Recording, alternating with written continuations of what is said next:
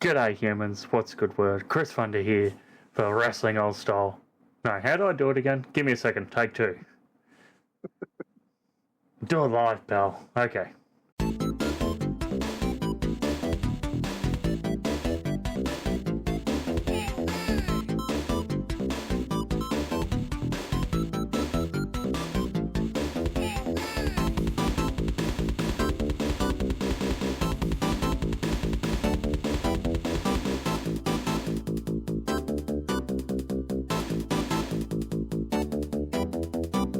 G'day humans, what's a good word? This is Chris Funder, that is Fruity as Alex. We are Wrestling Old Style. How you going, mate? For the record, I want you to leave all of that in. I want the botched intro to stay in because that should show how long it's been. It's been a minute, humans. You still got it. You still got it. I still got it. I never had it. So yeah, well, we did a 5-minute catch up before we actually went live here, and how you been? The last time we talked was AEW. Then I got sick. Then the house flooded. Then I got sick again. Then it was Easter. Yeah, like it's been crazy. Yeah, and the general runaround of having a almost 2-year-old now, which is fucking crazy. Chasing after him half the time has been filling my days up pretty quickly between that and the shoot job brother. But yeah, it's been a minute, and since we last spoke, I've been getting back into TV shows I used to enjoy. And one of those shows is Survivor. Yeah, so no more Thomas the Tank Engine and Bluey and... Oh, they're still Bluey, don't you worry. And the Wiggles too. We've still got a fair bit of Wiggles going on. No, we haven't delved into the world of Thomas the Tank Engine yet. But yeah, that's still going on. But Survivor has been hitting my household pretty hard lately. Well, mainly just me, but Eliza's had to sort of, she's had to sort of sit back in the background and listen to the over-dramatic music and roll her eyes at how over the top it is. Don't worry, she'll get to pick her show in a few weeks, and you'll have to sit there and deal with it. Yeah, and the thing is, I haven't watched any of Survivor 50 yet, the American one, because I'm just waiting for it to end, and then I'm just going to binge it. Because I just don't have the patience. Yeah, it's different. The Aussie one comes out, 3 times a week, and the American one's still just weekly? Yeah, and the Aussie one, like, you still, like, even if you just watch along live, you still feel like you're getting your fair share each week, because you're getting 3 episodes a week still. And yeah, so I've been following the Aussie one along, and it had a few returnees in it, but the most notable thing, wrestling-wise, is Scott Green, one half of the Dropouts from PWA.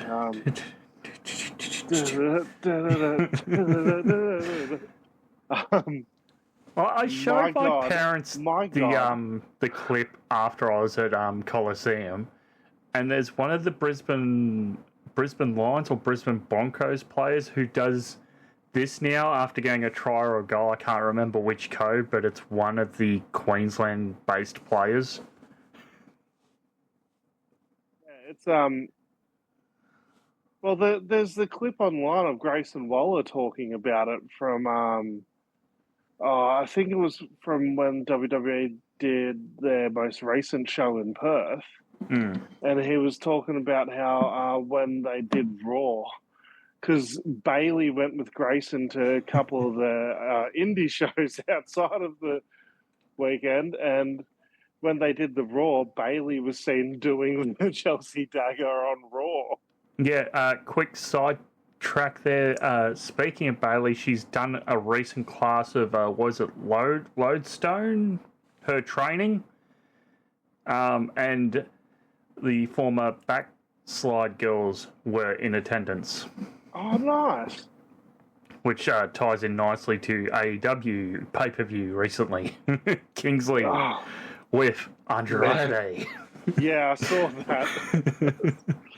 But yes, Scott Green, PWA Survivor. Yeah. On Survivor, he is Jackson. I guess that's his shoot name, so they use that. That doesn't work for me, brother. No, and the thing is, like, they've had people on this show on Australian Survivor where their names were like Big D and stuff like that. It's like, okay, why can that dude a few seasons ago get a gimmick name, and why can't this dude get Scott Green? Yeah. Because it would be so much easier for him personally if it's all the same name, because then he can really capitalize on it. Oh. But now I'm seeing on all the indie posters, like I'm saying, Scott Green, a.k.a. Jackson from Australian Survivor, and it ends up being just this big clump of words on a fucking indie poster, you know? What was Wahlberg on Survivor? Well, he had his shoot name, but that was Matt. It was Matt. So that was fine because he was Matty Wahlberg, yeah, at the time. But like, yeah, but even then, it was still weird because it was still weird at the time because you're so used to calling him Matty that just calling him Matt was weird. Yeah. Do you think if Wahlberg, let's say Wahlberg was with AEW, how Buddy's come back and done a couple of MCW shows, do you think they would have gone, hey, do you want to come back to Australian Survivor now you're with AEW?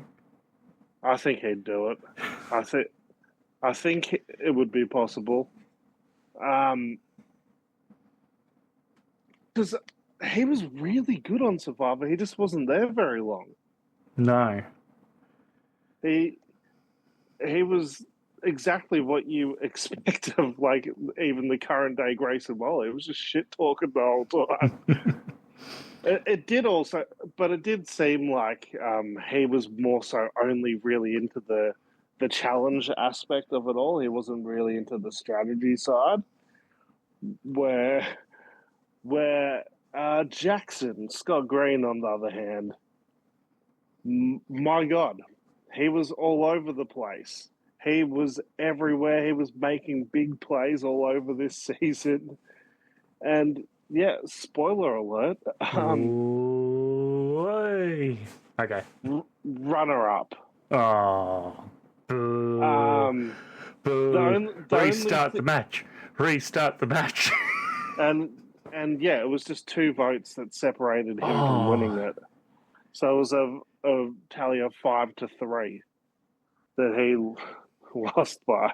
What happens in Australian Survivor if it's a draw for the jury?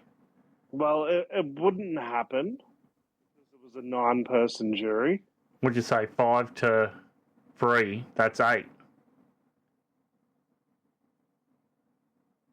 It was 6-3. Sorry, yeah, okay. It was 6-3. Yeah, no, it was a 9-person jury. I just forgot about someone's vote there for a second. Someone who was a very forgettable member of the jury. There was a lot of those, but you know that's what happens towards the end of Survivor. There's going to be a few people that you're like, oh yeah, what are you doing here? But they're dragged along because they'll be easy to beat in then. Oh boy. He was fantastic. The only real downfall to his game was the jury management side of things. He was really good at getting people onto the jury and getting them out of the game. He wasn't really good at like getting blindsiding people, but also having them want to give him $500,000 at the end. Whilst the other bloke was really friendly with all of them and all that. So it was just his social game that sort of let him down in the end. Bugger. But there was just some scenes, the final challenge for Final 3, basically Scott Green fell out of that challenge. It was one of those ridiculous ones where they're holding onto a couple of ropes and they're also standing on these tiny little pegs that are digging into their feet. And at about the 3-hour mark, the only reason he didn't win that challenge was because he passed out and fell off the fucking thing. Ah, what a shame. And my argument is he's probably close to a 90, 100 kilo bloke, like generally, because he's a bigger frame. He's slimmer, but he's got a big frame and is kind of tall. And the other bloke that he was up against was quite a small dude. He had to have had about 80, 90 kilos digging into these tiny little pegs for 3 hours. That was nuts. But yeah, you can just tell, he's a wrestler because pain meant nothing to him. And him passing out was just, another day at the office for him. Ah, man. So, yeah, I suppose quickly did your boy who goes, oh, radio, I'm going to job on every show, ever go on? I know he didn't do American Survivor. Did he ever do any of the other sort of big American game shows, reality TV Cardona. shows? Yeah. The only one I've seen him on was this ridiculous one from like 2010, 2009. There was an MTV show called Silent Library. And they did an episode with WWE superstars, quote unquote. And the superstars in 2010 that they chose were like Trent Beretta and like Zack Ryder and Kalen Croft, Trent Beretta's tag team partner at the time. I think Dolph Ziggler was on it. And it's just basically you do all these dumb challenges in a library that will like put you through pain or like create an audible reaction, but you're not allowed to go above a certain decibel level. Oh, gosh. So they'll be like slapping each other as hard as they can in the chest or in the back or something, and like just beating the shit out of each other, but they're not allowed to make a noise. Sounds horrible. It's a semi-decent concept. Just, that's the only reality show I think Cardona's been on, besides his upcoming appearance on WWE Unreal because of how much they love Chelsea Green. Guaranteed he's going to get a full episode dedicated to his return, I bet. Yeah.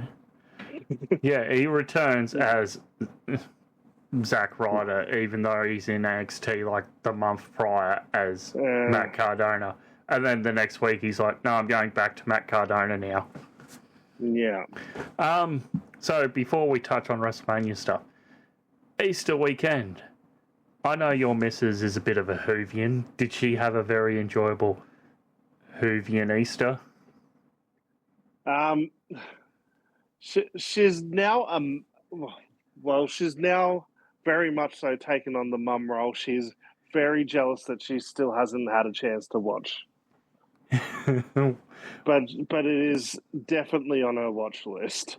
Are we talking the same thing? How 2 episodes got found? Yes.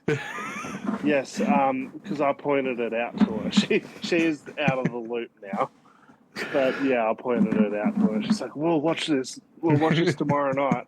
And then tomorrow night comes and it's like, as soon as we get a chance, as soon as we get any free time away from the kid, it's just like, all right, we're just going to sleep now. Yeah. So episodes dropped around, what was it, Good Friday Australian time. So Easter Saturday, I had the day off work and I've just watched both of those. It's like, for 1965 TV, I thought it was still pretty good and holds up pretty well. Yeah, for sure. Considering some of the only clips that were existing beforehand were censor clips from the ABC that got sent back. So exactly what happened to these episodes? So we're talking Doctor Who Dalek's Master Plan from 1965-66. It's a 12-part episode in total from season 3. Back in the, let's see, early 70s, the BBC at the time had roughly 10 seasons of Doctor Who in the library, as well as everything else, and this was all being kept on either videotape or film reels. And for a year's worth of content, they'd need something the size of the Alexander Palace, which is where the New Year's darts are held, just to hold 1 year's worth of BBC broadcasted content at the time. So then it became, right, what are we going to keep? What are we going to junk? And a lot of the early Doctor Who got junked. The first archive gets established in 76 by the BBC officially, but the BBC's divided into two parts. There's the film and videotape library that's at the actual BBC sort of headquarters that's responsible for the in-house stuff. And then there's Enterprise, I think it was called at the time, which is also referred to as Villiers House, which was the building name. They're responsible for the overseas sales. So when the first archive got took out of 260 episodes, there was about, I'm trying to remember because I looked at this the other day, about 50 episodes existed in the archive, so about 200 missing. Then they went through the international sales warehouse at Villiers Archive. They recovered a bunch more. And over the years, more and more come back, mostly from private collectors around the world. The thing with this one, though, is it was never sold anywhere else internationally. So it was there was only ever two prints made. There was the print that went out for the BBC, and then the print that got sent to Australia and New Zealand was rejected by both broadcasters. Wowzers.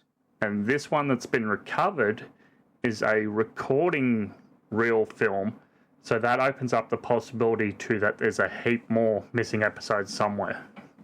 That's crazy. Yeah, so this show that's this year is 60 years old. This episode has aired for the first time globally.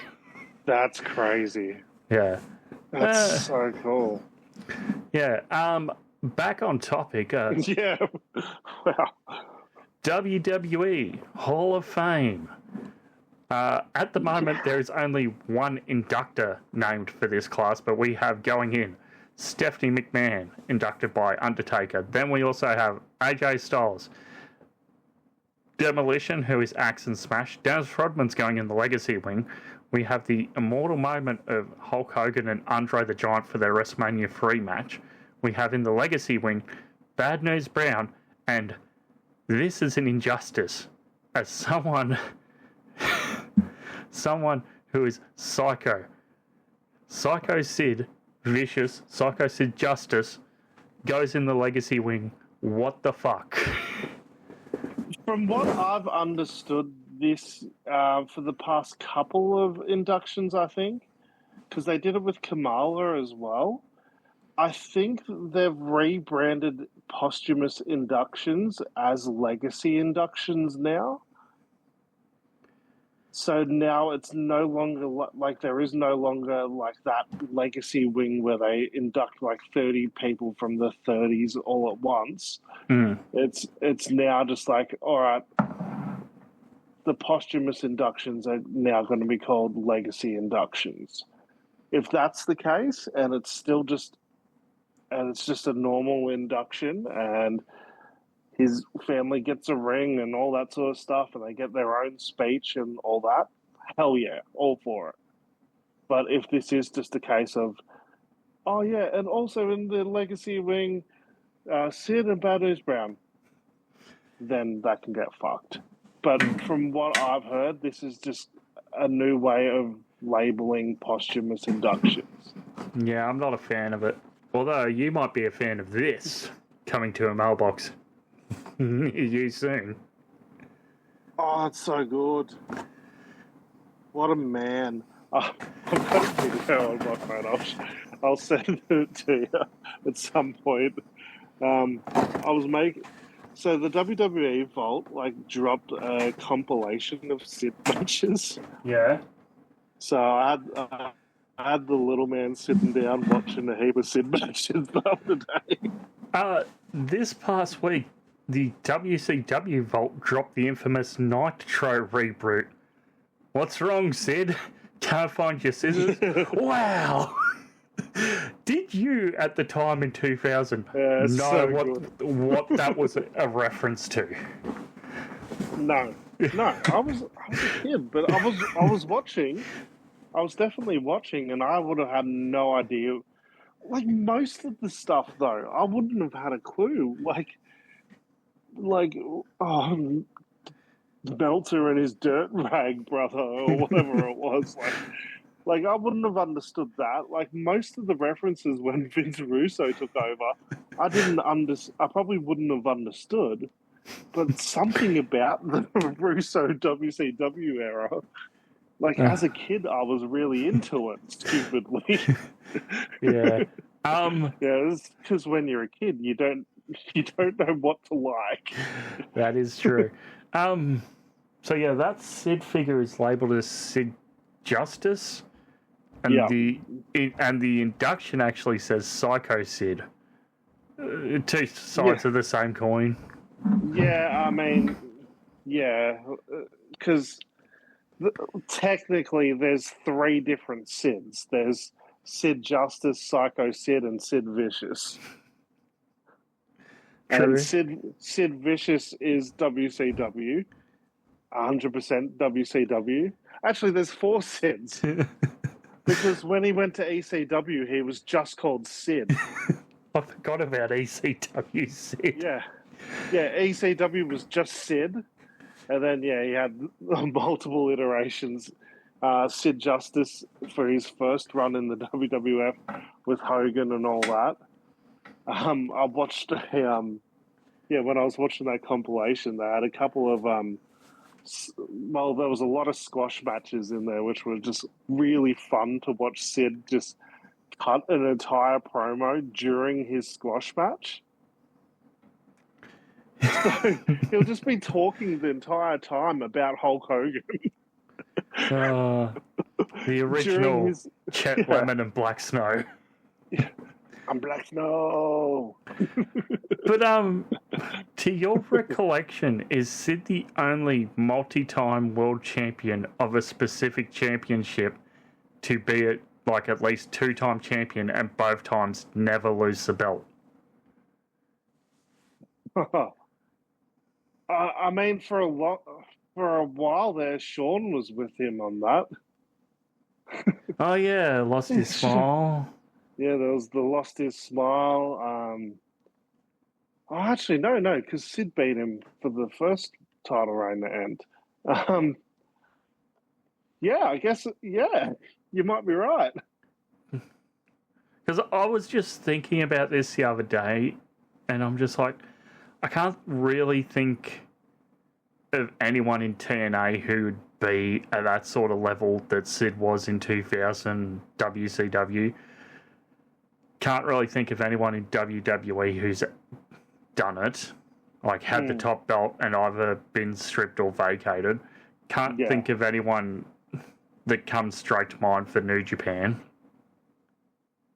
So that's got to be a record. Yeah, I can't think of anyone that's had it happen to him multiple times. Yeah.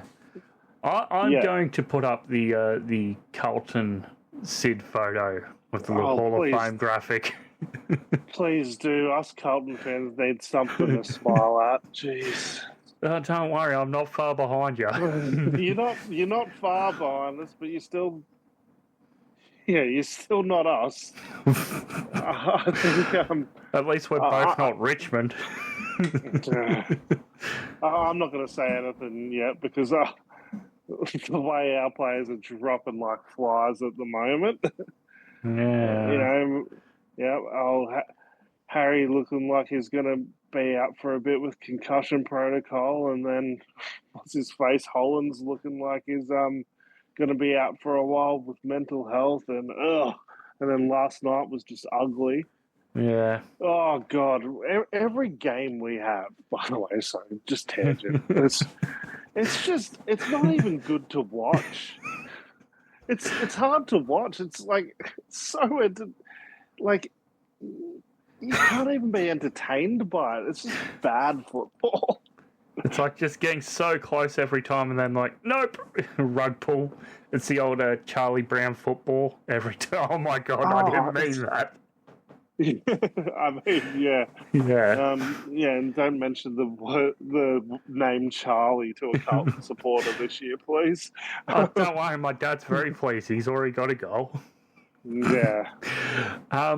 Anything else, I suppose, for the Hall of Fame that jumps out to you?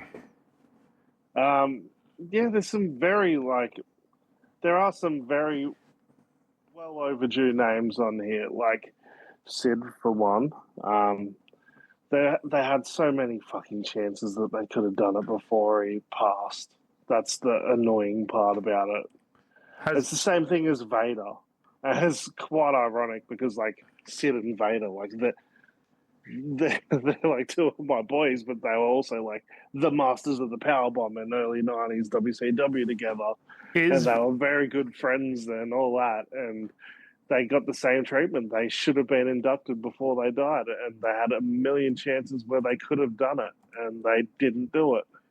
Vader's not in the WWE Hall of Fame, is he yet? Oh, no, he is. He went in 2022. Yeah, I was going to say, it was recent-ish, but yeah.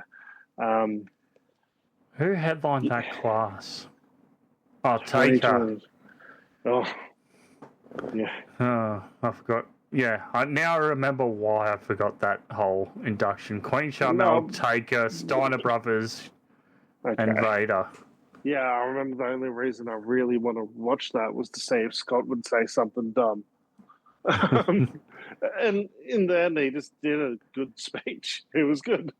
But yeah, like with those guys, and you know, Bad News Brown, Bad News Allen on the Stampede circuit back in the day, like, yeah, just absolute legends. And Demolition finally going in. I'm glad they get to go in before either one of those guys go.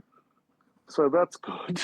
I know some people are like, oh, Dennis Rodman, what the fuck? But as a WCW kid that was all about the NWO, you're not going to hear any complaints from me about Dennis Rodman going in. Because, like I knew who Dennis Rodman was before I ever heard of Michael Jordan.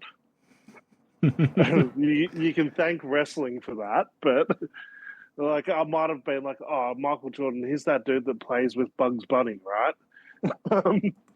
True. Yeah, like that's probably the only exposure I had to him as an Aussie kid in the 90s. But I knew who Dennis Rodman was. I knew he was the bad boy of basketball. And like I saw him come out there like strutting with Hogan, smoking a cigar, looking like a badass. And hell, I've watched him wrestle at the Rod Laver Arena in a Legends of Wrestling tour, or whatever the hell that thing was. It probably would have been remembered more if it was Legends of Wrestling Down Under. It's the Our Generation's Superstar show. Yeah, the Superstars show, that's it. Yeah. It was him and Henning. And, like, to me, that was like the coolest thing ever, though. I got to see him live, but I was a kid. So it didn't really dawn on me that I wasn't watching a wrestler per se. I was just watching a basketball and trying to do wrestling. I didn't give a shit. It was awesome. And he just always just seemed like the absolute, you know, what do they say these days? He was aura farming. Jeez. He was mogging on the haters. Do you remember how Rodman debuts in the NWO? I think, like, Bischoff just says, like, on a Nitro that, like, oh, we've got a big new member, and then the next week Rodman shows up. Yeah, it was something like that, but the thing was, like, pre-heel turn, Rodman had done a couple of appearances in WCW, like wearing red and yellow in the corner of Hogan. So it kind of made sense. So it wasn't even like a stretch of the imagination that Rodman would join the NWO. It was like kind of already canon that Rodman and Hogan were friends. Yeah. Who else? Stephanie. Stephanie, yeah. Yeah, Stephanie, like, I mean, the first oh no, she's not the first McMahon, but she's the first living McMahon to go in the Hall of Fame, which that'll be interesting. Vince Senior and I forget Vince Senior's dad, but Vince's grandpa. Yeah, so it'll be interesting to see. You know, will Shane be there? I know I saw Shane's been going to drinking beer at baseball games. So. Oh yeah, I sent you that during the week.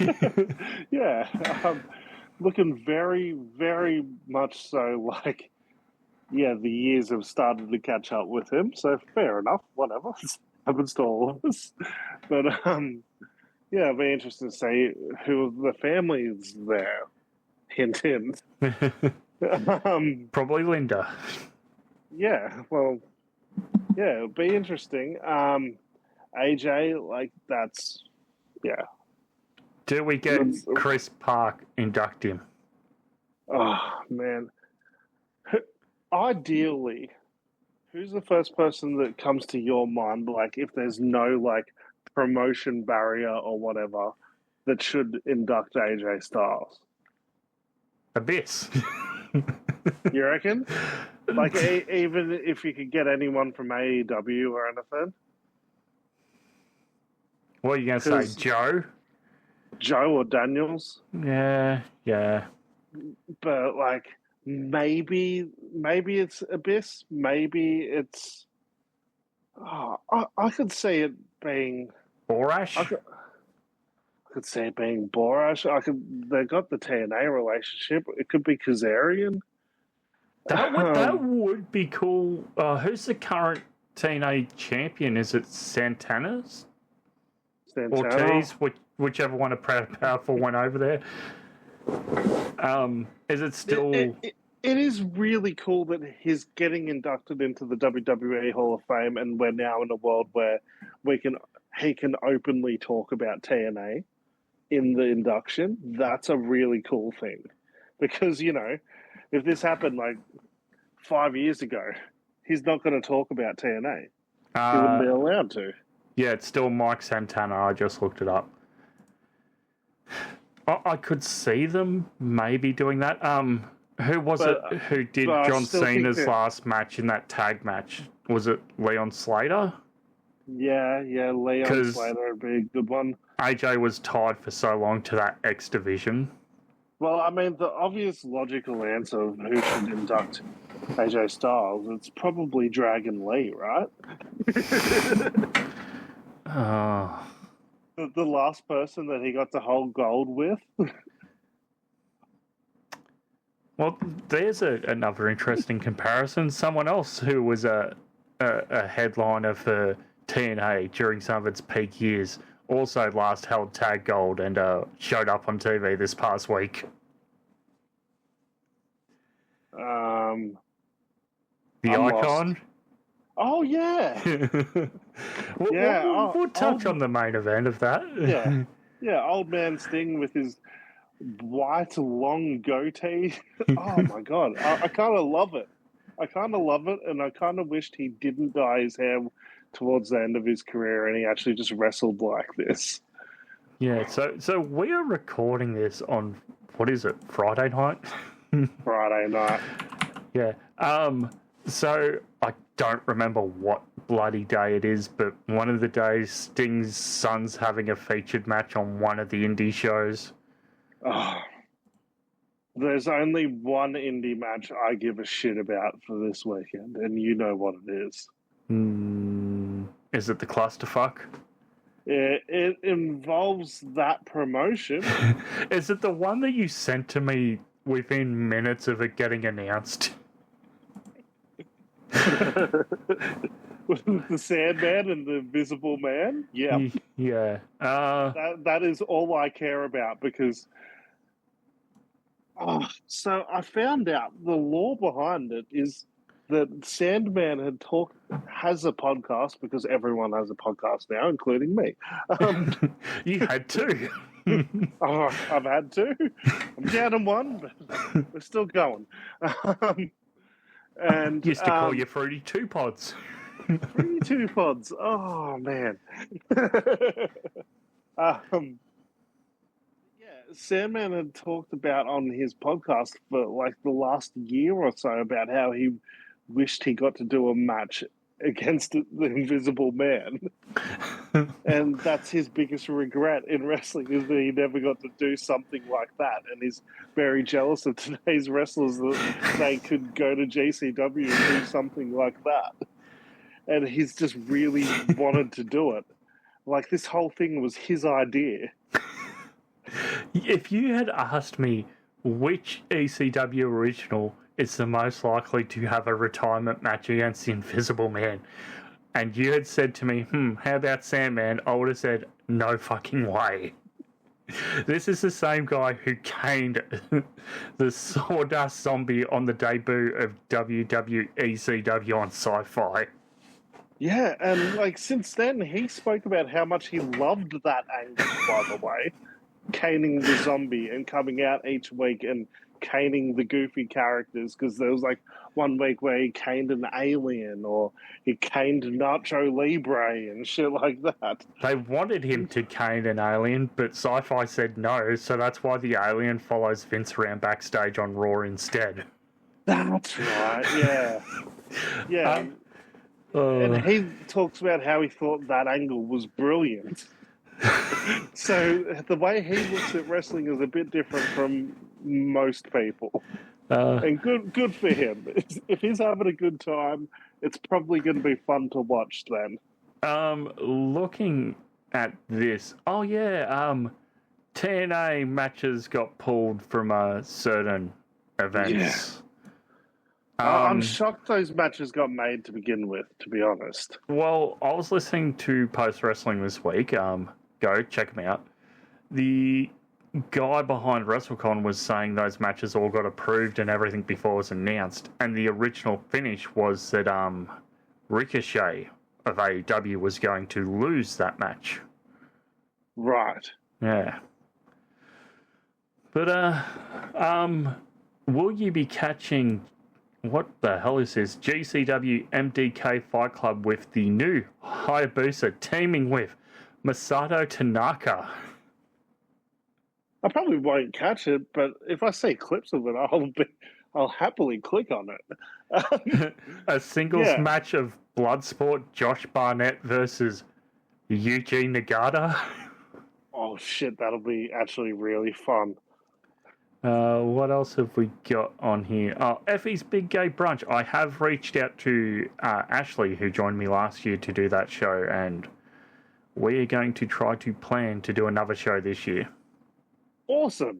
What else have we got on here? Oh, Tokyo Joshi Pro Wrestling in Vegas. The inspiration, that is Casey Lou and Jessie McKay, your reigning Princess Tag Team Champions, will have a defense. One of your favourite tag teams, the Headbangers, at the March Hitchcock Memorial Show, will take on Heath and Rhino. Hell yeah. The same show. You know what's weird about that? What? Is that they were both the same roster in WWE at the same time.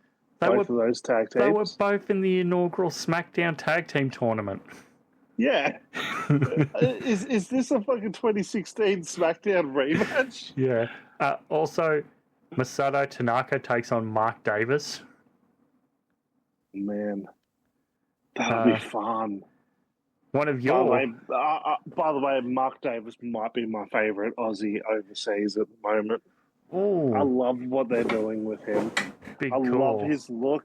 I love how he's just a big, burly badass. That's my kind of guy, though. And sadly, Cole getting injured, having to vacate his pink TNT championship. What else stands out here for me? Oh, Progress. There's a Proteus title match of Paul Waterhauser I think I mispronounced that. Anyway, he's going to defend against Big Damo. Nice.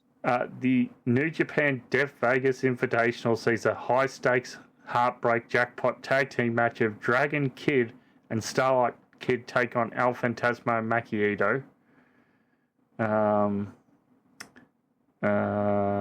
And there's also like a bunch of other matches, Stardom's holding events, Spring Break, the Clusterfuck.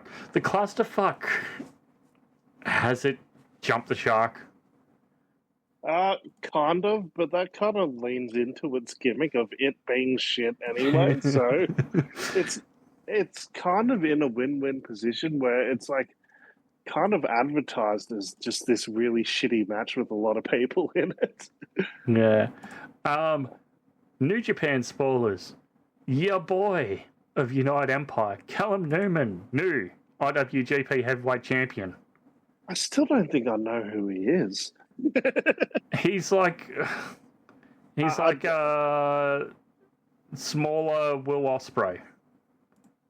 I saw him win this title. I saw the clip of the final few moments, and good for him. I've just still not really seen many of his matches, so I'm going to have to check out his first title defense. AEW officially announced their their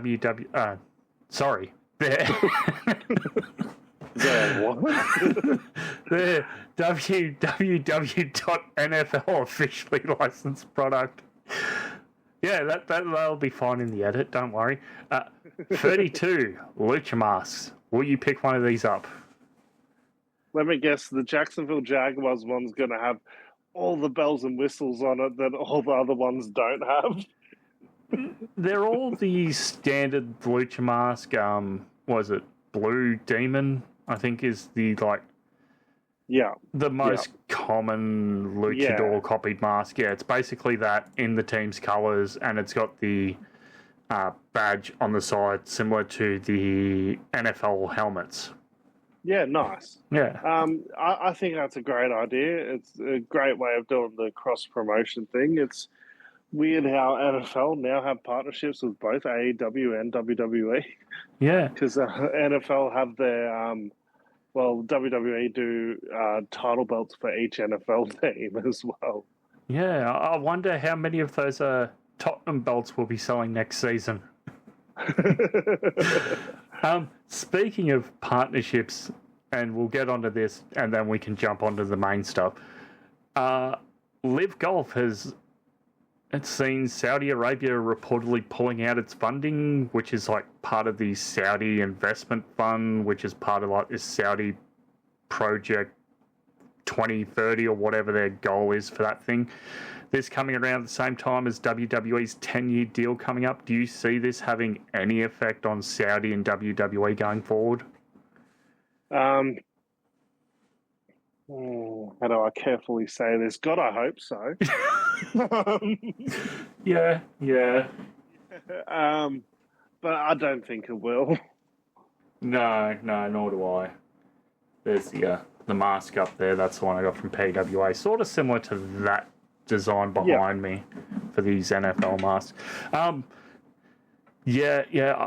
Without getting into too much geopolitical discussions, I think how the next 8 to 10 months play out will determine where WrestleMania will be next year, whether it does go to New Orleans or stays in Saudi, but that's a discussion for another day.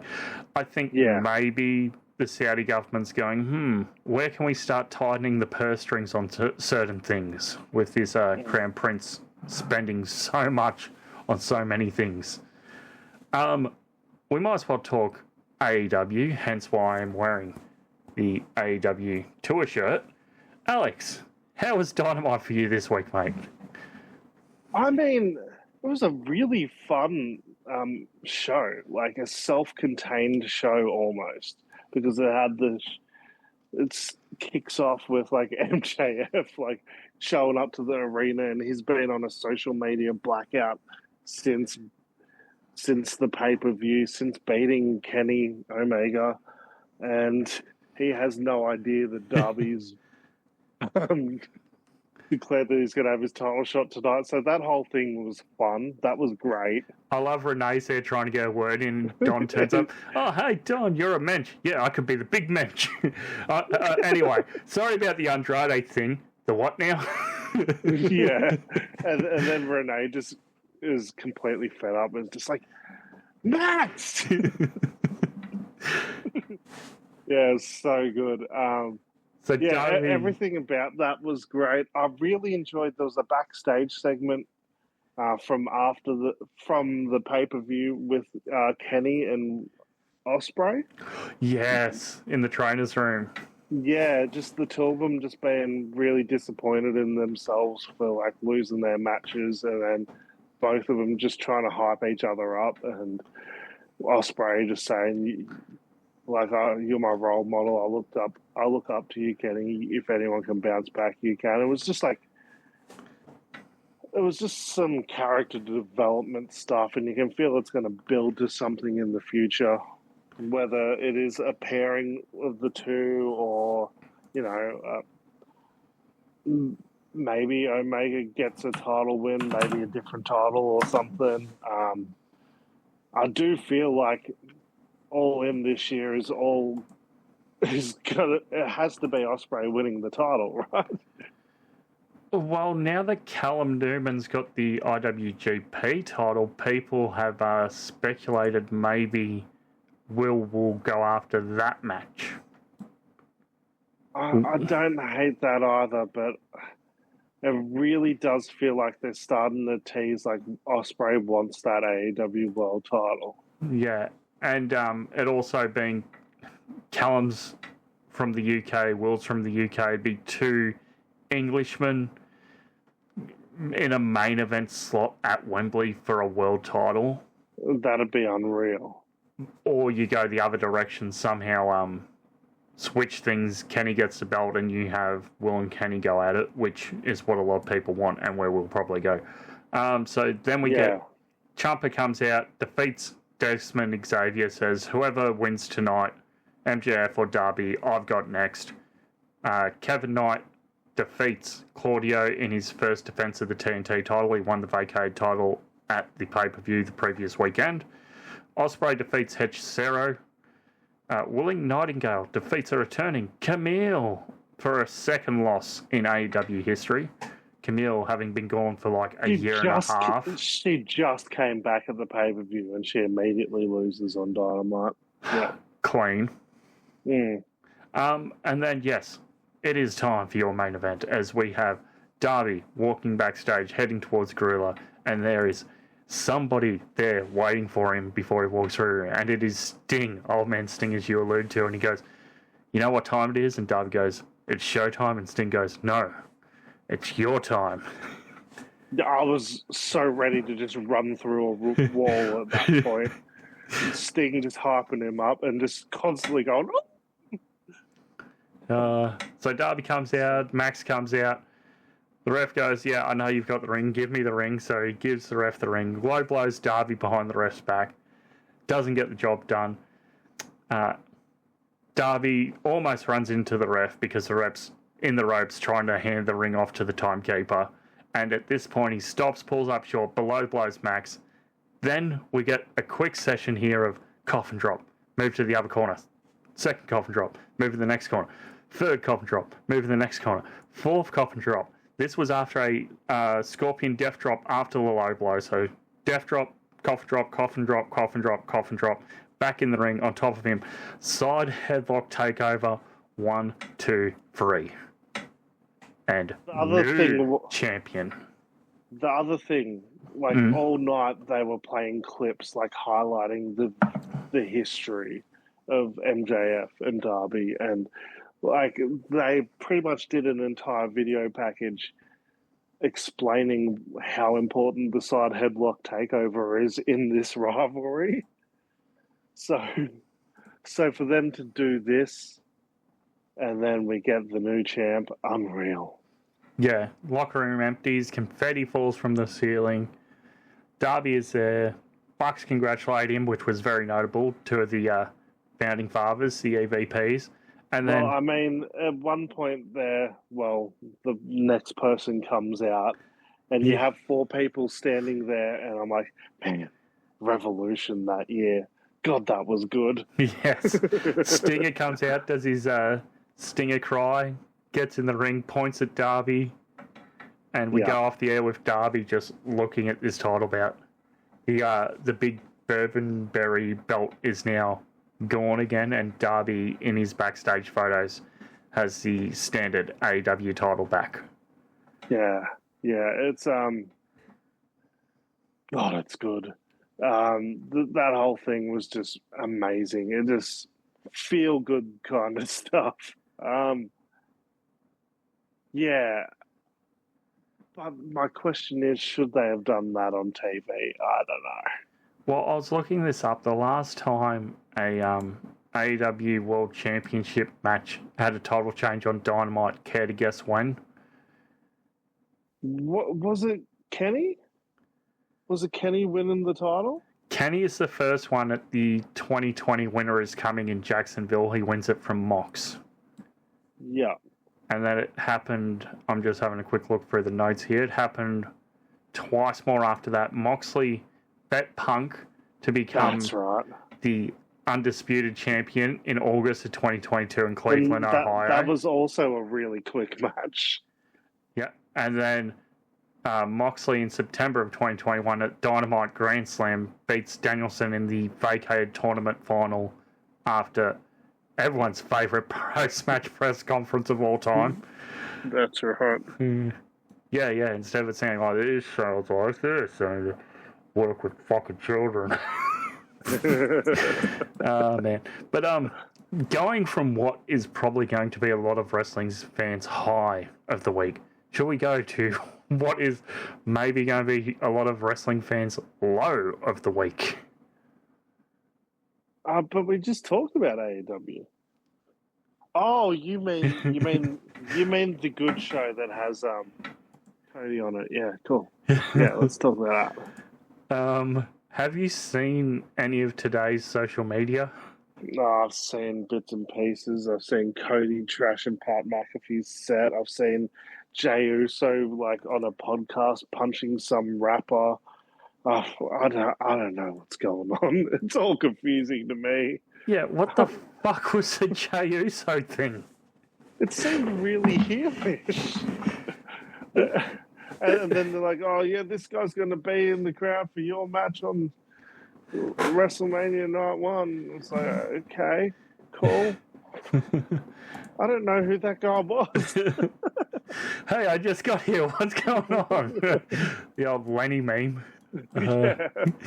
I'm just trying to find the match card now. But how excited would you say you are going into Mania? There are some genuine matches that I'm excited to see. That being said, I think it was yesterday that I realized, oh shit, Mania's this weekend. I have to keep reminding myself that. Yeah, and I've got fucking plans. I'm not even going to be. I think this will be the first time in years that I won't be watching it live. I've got other shit I need to do. Wait, seriously? No Mania watch party this year? No, maybe on the Monday, maybe, because little man's got daycare, and I could probably get the day off. But yeah, I think the Sunday definitely gonna have to be watching back. I'll probably watch it back at 4 in the afternoon, so it'll probably just be finishing. Yeah. But it's just a different vibe this year. Most of the matches, I think, are good. It's just the build is shit. Okay, so 5 being this, my excitement is this is going to be an all-time Mania. 1 is, what the fuck have they booked? This is WrestlePalooza levels of bad. Where are you? I wouldn't say I'm a 1, but I would say probably a 3 or a 4. Okay, I was saying about a 2 or a 3, but now we're at WrestleMania week. I'd probably go a 3 or 4 because it's WrestleMania weekend. Yeah. And the hype has started to hit now. But it's like the hype should have been hitting like a couple of weeks ago. Yeah. Do you just want me to read through these matches and we'll get your quick thoughts and picks? Okay, so on your kickoff hour, you have LA Knight, Jey Uso and Jimmy Uso versus Logan Paul, Austin Theory, and IShowSpeed. One of these men attacked a broadcaster unprovoked. It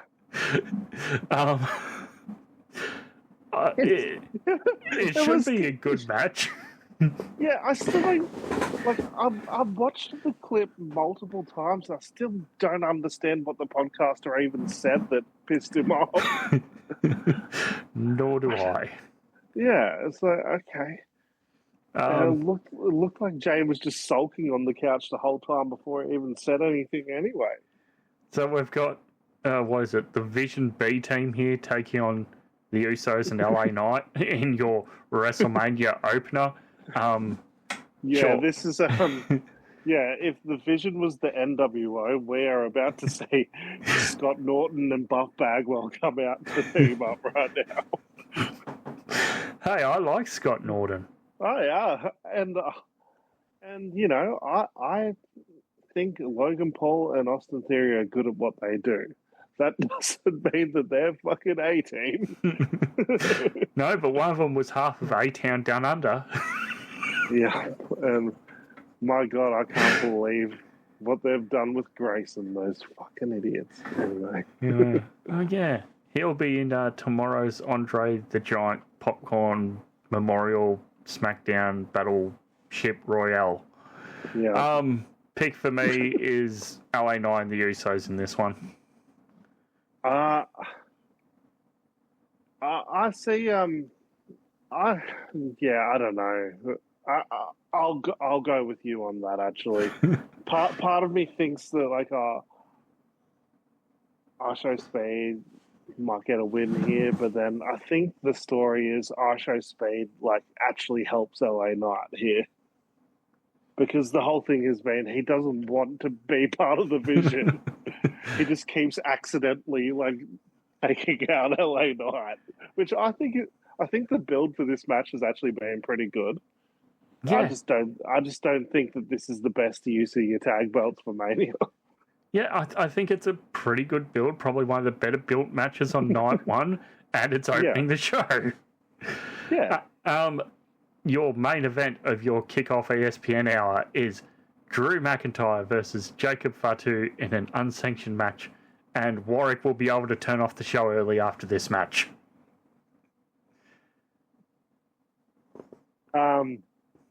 Yeah, I think Drew needs to get murdered in this match.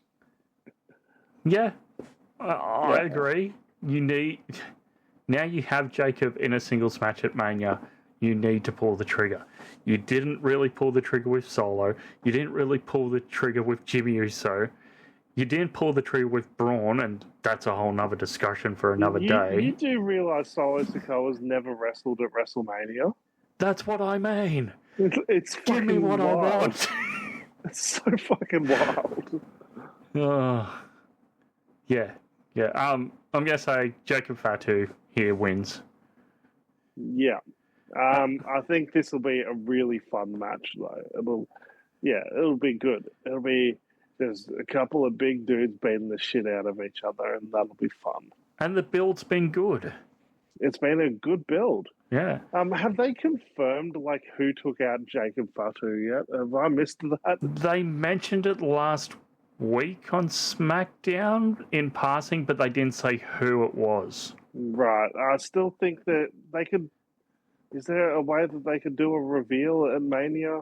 Maybe someone comes out at the end of the match and is like, "Yo, it was me."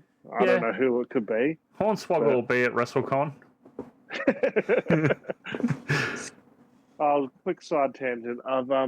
been going back and listening to something to wrestle with, but the ones where Bruce is away and they've had JBL host it in the past year or two.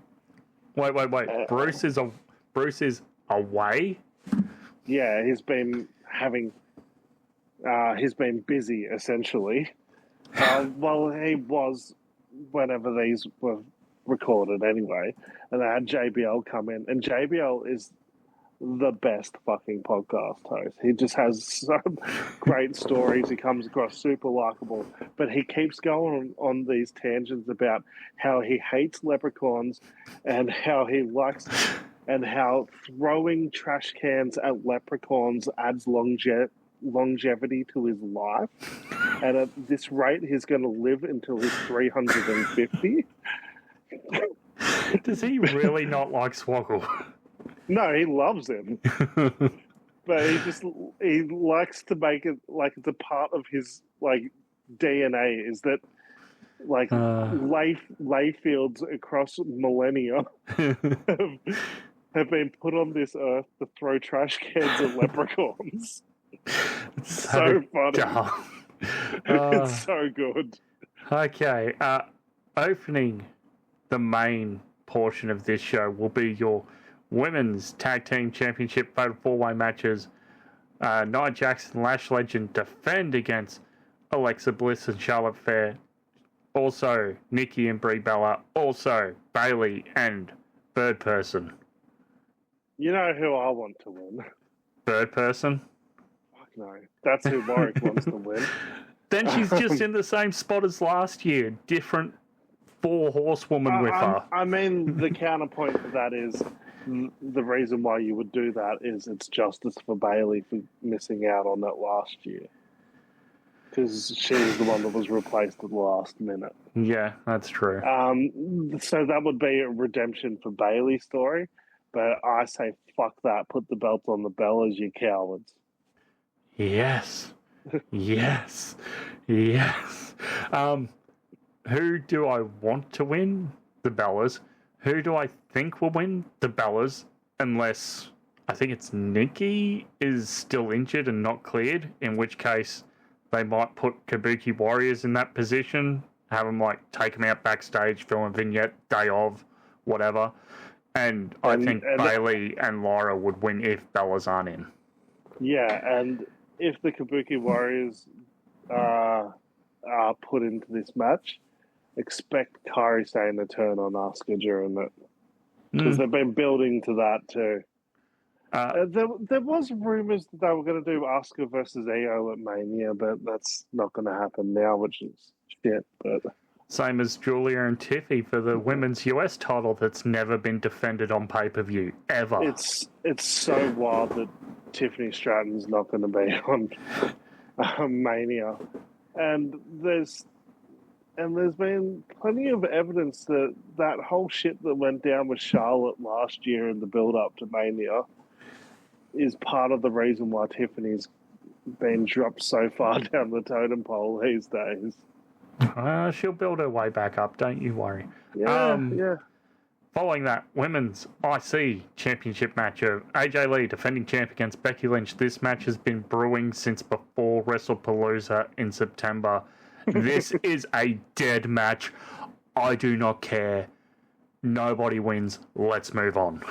Do you remember like playing like the SmackDown versus Raw like 05, 06, 07 PlayStation 2 games when they had the GM mode? Yeah, it's basically what we do with Bugs. Yeah, and you have the rivalries that you set, and if you drag them on for too long, it turns into the blue thumbs up, thumbs down, and then if it keeps going, it turns into 2, and then it turns into 3, and then it's just like every time you put those 2 people in a match, it just completely ruins your show. We are like at this point like 4 blue thumbs down, guys. We need to fuck off, and it's crazy because they've had one-on-one match, but it's been going on for so fucking long. Like how is this the most like? Is this the most the longest story?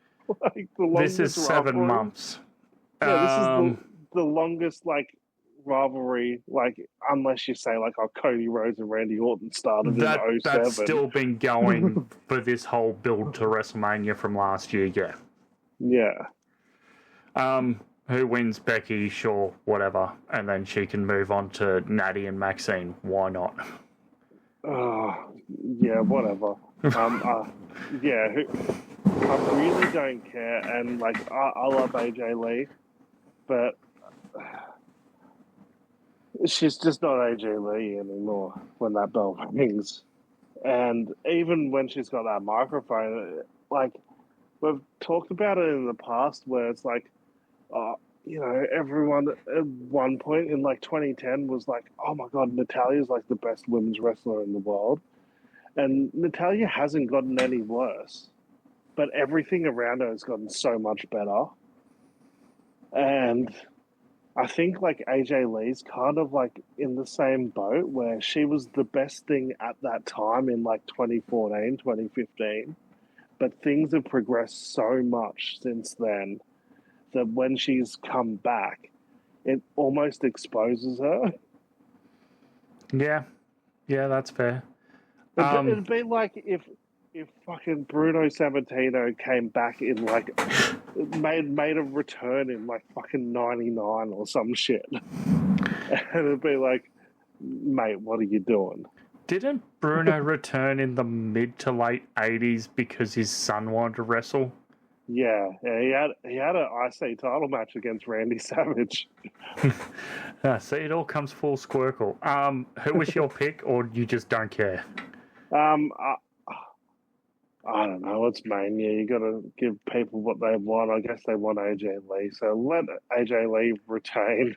Okay. And just do something different with her, because who knows? Maybe if she's in there with someone else, she might do a bit better. Following that, a match that was sort of announced on 2 weeks build. You have Gunther. December, retires John Cena. January, retires AJ Styles. February, little TV program with Dragon Lee, who was AJ Styles' tag team partner. Which was great, by the way. I loved that. The little Dragon Lee feud. March, off TV, and nothing happens.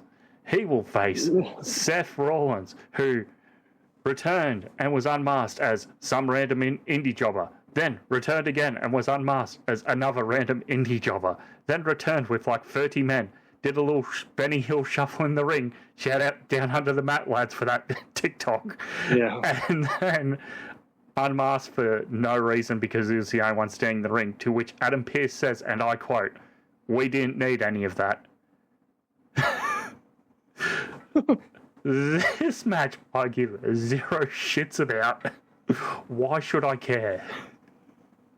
Yeah, the only thing I've found interesting in this whole storyline has been the obvious seeds being planted for the Gunther Brock thing, with Gunther saying this is a favor to you, Heyman, but you will owe me a favor in the future. Wasn't that this Monday? Wasn't that this Monday just gone? Oh, I must have missed something, but yeah. No, I mean, wasn't that only announced less than a week out from the WrestleMania? I think it was it might have been this Monday or it might have been the Monday before, but that is the only thing that's given me any interest to this match, was that it's just planting seeds with Gunther and Brock, which obviously means to me that Gunther's going to win this match. Yep.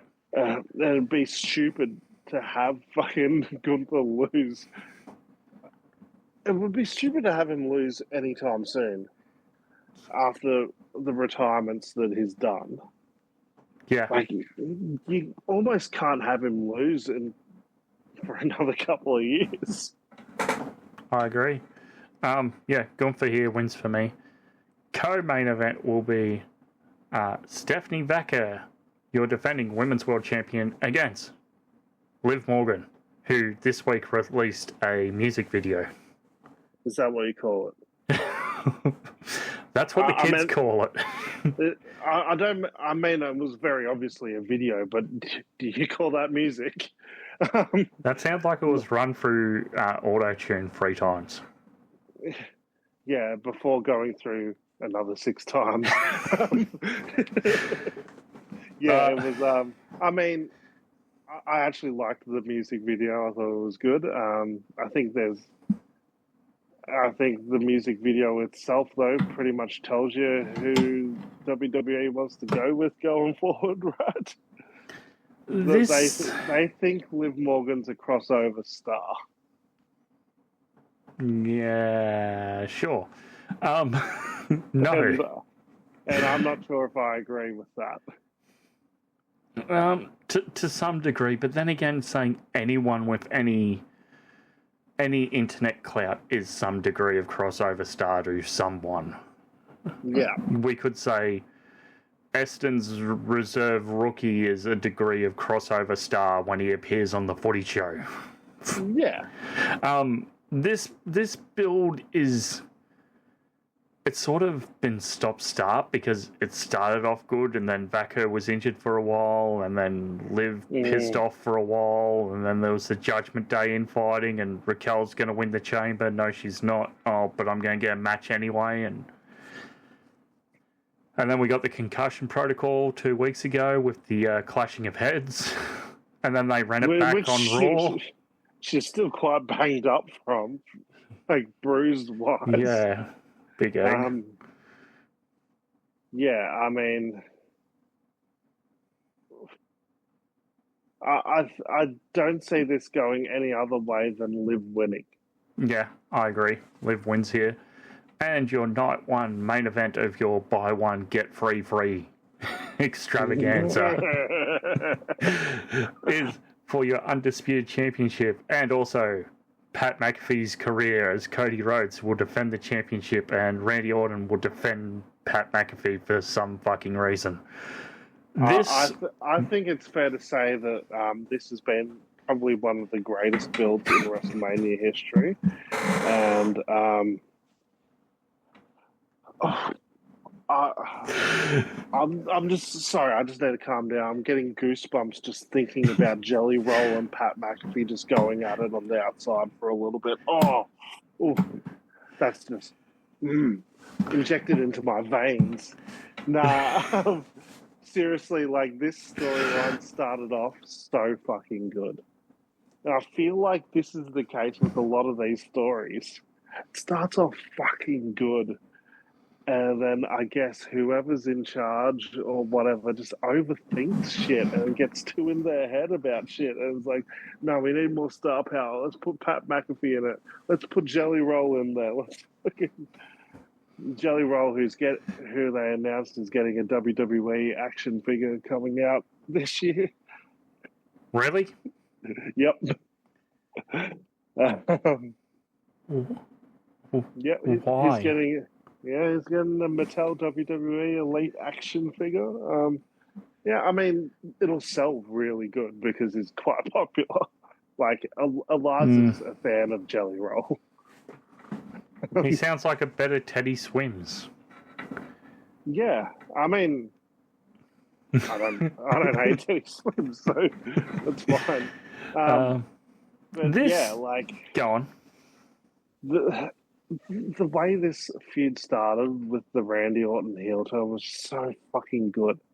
So fucking good.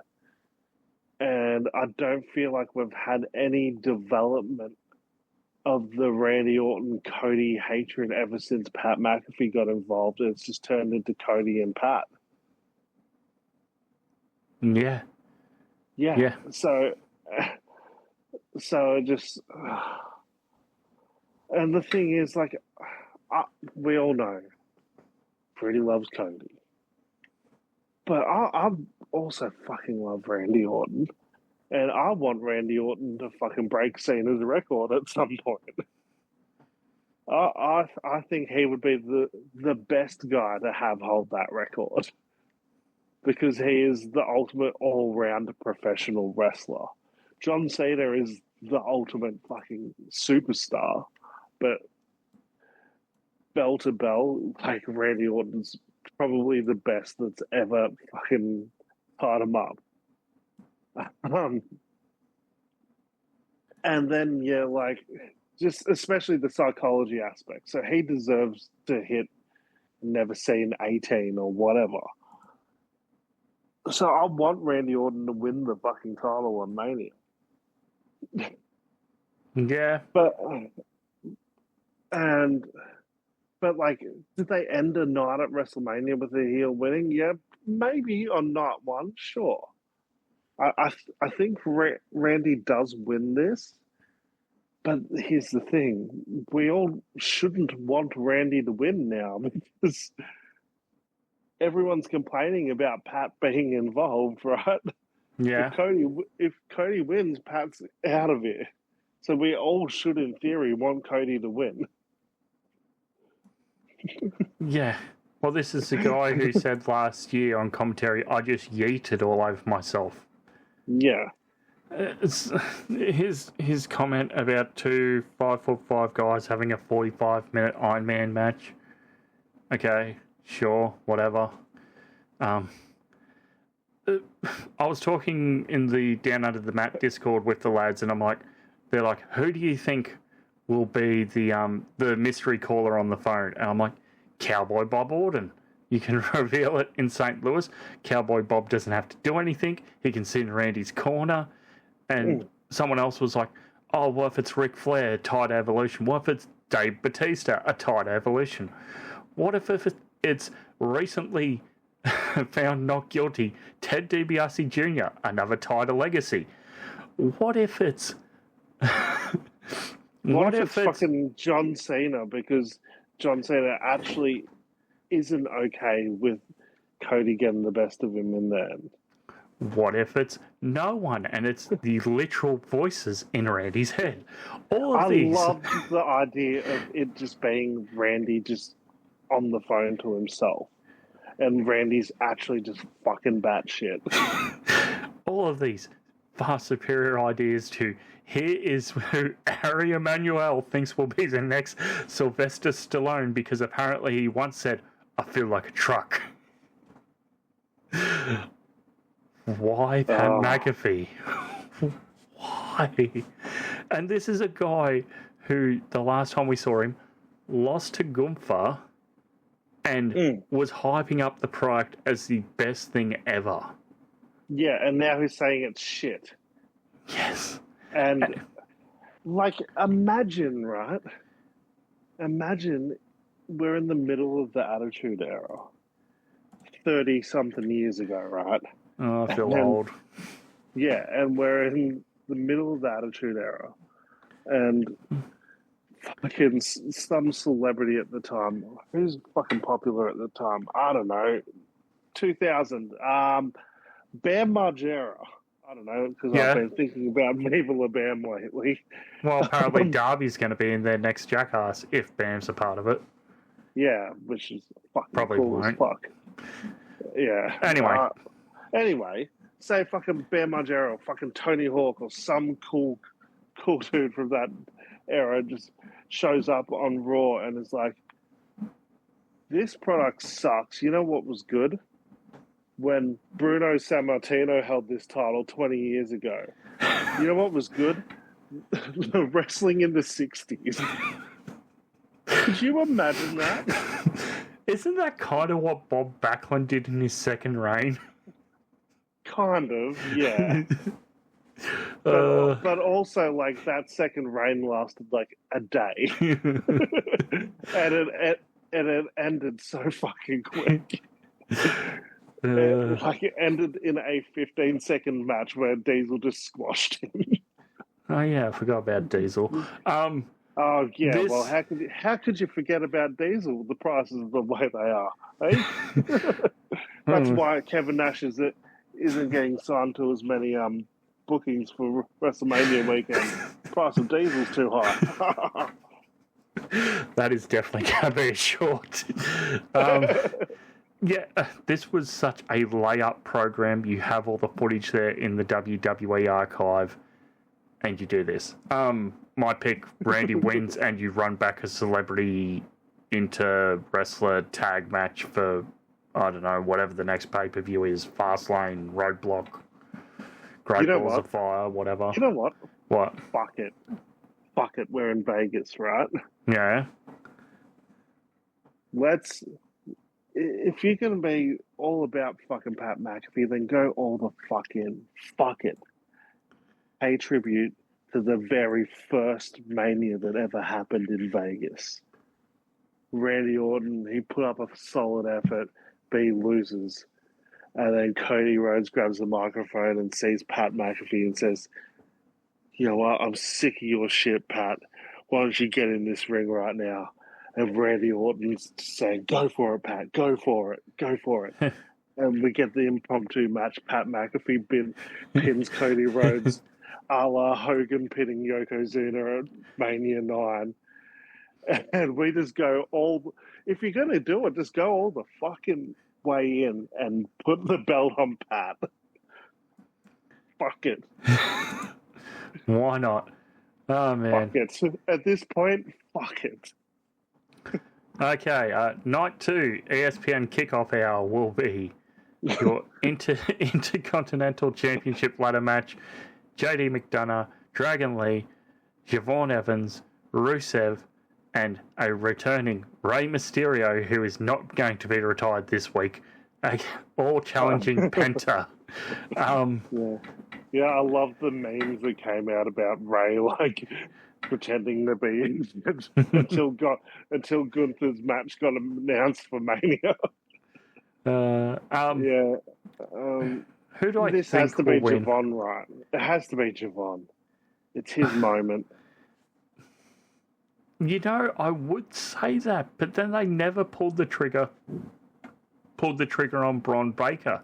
He lost 2 championship matches on Raw clean, and then got injured. Yeah. Put on Rey Mysterio, and then you run it back, mask versus title with Dom, and that's how he retires. Oh, I forgot to say that my prediction for Gunther and Seth is that Braun Breaker will show up at some point in that match, by the way. Because reportedly he's cleared. That's the rumor, is that he's cleared. Then why not just do a Seth Open challenge and wait till the day of, and then if he's not clear, give us Gunther. I can have someone take out Gunther. Or that, yeah. Have fucking John Cena's there. Have him hit Gunther with a truck or something. Yeah, so Javon for you? Javon, I think. I think you got to do it. I think this could be a Mania where you start to crown the next generation. Yeah, instead of a 48-year-old world champion, we'll have a 42-year-old world champion. Well, I mean in the sense that you can see on the undercard a bit of the new generation start to bubble up, and this is one of those matches where I think they can do it. Yeah. And your kickoff main event, Brock Lesnar versus Obafemi. This is another match where they can do what I was talking about, but then there's a big part of me that's like, well, if they're going to have Brock get retired by Gunther, it doesn't really mean as much if he lost at Mania to Oba. And I think there's a big part of the way that they like to book Brock where they're going to be like, well, he's going to need a win first before he loses to Gunther. And that is not going to go over well if he beats Obafemi in this match. No. Because there was that podcast a few months ago where Obafemi's talking about the black guys that Brock Lesnar ended the reigns of. And then you fast forward a few months later, and then Brock Lesnar's beating Obafemi as well. And that's that podcast where Oba's like, oh no, there was one black guy that won, Raheem. And he talks about how Cody Rhodes beat Brock Lesnar. Yeah, for me, it should be over. But I don't think it will be. I think Brock's going to win, and people are going to be fucking pissed. And it might actually be the best thing for Ober's career in the long run. Ironically, is if he loses this match, because then he's gonna get that build up of crowd support. They're like, what the fuck? Why would they have him lose that? Almost to the point where it's almost creating like a Daniel Bryan like effect. Almost. Not 100% to that degree, but it's going to create more crowd support for him. But it's still not the best way to do it. Because that worked so well the first time. Because now you're just going into that LA Knight territory where you just lose all the time. Well, that's why I keep referencing Braun. Yeah. Main show portion, we'll see Sami Zayn defend the US title against Trick Williams, who will have Little Yachty in his corner. And this is another one of those matches that I was talking about where the next generation could start to bubble up on the undercard. And I think, my God, if Trick loses this, there's no... I think there's probably next to 0% chance of Trick losing this. Yeah, I think you do. I think they're fucking idiots for taking the belt off of Mello. Again, another inbuilt feud that could have been set up on 2 weeks with a lot of background vignettes, archive footage to help establish. Like, it would have taken 1 2-minute video on SmackDown and people would have got it. The people that didn't already get it. But I think most people would have been like, holy shit, that's fucking huge. Mello and Trick on the undercard of Mania would have been fucking awesome. But for some reason, they've put the belt on Sami. Yeah, I don't get it. Because they're doing this weird, like, almost heel turn with Sami. Unless... Go on. Yeah, where he's, like, constantly complaining and... But, yeah, it's just so shit because Mello was doing so good with this belt. And it just would have been the perfect way to sort of... Yeah, it would have been another perfect way to sort of bring in that new generation. The new... I don't want to say era, okay? Because Triple H will say that enough in interviews and press conferences in the next few days. Because, you know... That's why we do what we do, as he likes to say. But yeah, like that would have just been perfect. Like it boggles my mind. And if you wanted to save Trick versus Mello for down the road for like a bigger belt, fair enough. Then you could have done a fucking triple threat and had Mello a part of this because it is an absolute injustice that Mello's not a part of this Mania. I think, and also Ilya Dragunov to that extent as well because of what he was doing with that belt too. I think Trick wins here because Carmelo comes out and helps and realigns with him, and that's where you're going to get these two for a while connected. That's a good shout. That'd be amazing. Third match from the top here for your women's championship. Jade Cargill versus Rhea Ripley. You know what worked so well last year for the women's championship at WrestleMania? Internet sniping at each other. So let's do it again. Yeah. I feel really bad for Rhea. She's been the victim of so much fucking weird shit on the internet lately. Oh, not so much that. I meant these two taking pop shots at each other. Yeah. No, that's... Yeah, I knew what you meant. Oh, but, yeah.